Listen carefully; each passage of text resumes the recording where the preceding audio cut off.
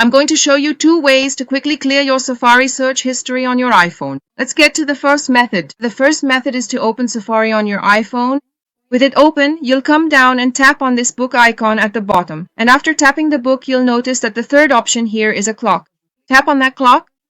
Down here, it already shows your recent searches. And notice that down here, there's an option for you to clear. You just have to tap here, and then you can choose if you want to clear the Safari search history from the last hour, from today and yesterday, or all history. In this case, I want to clear all the history, so I'll leave that selected. You select the option and tap here to clear. Also, make sure this option here is checked to close all tabs, okay? I'm going to tap to clear the history. It's cleared. As you can see, it has already closed all the tabs. The second method is to tap here on Settings. Now you're going to scroll all the way to the bottom. Just keep scrolling. Tap here on Apps. Here, you're going to search for the name of the app, which is Safari. So you just type in Safari. You don't even need to finish typing. It appears below and you tap on it.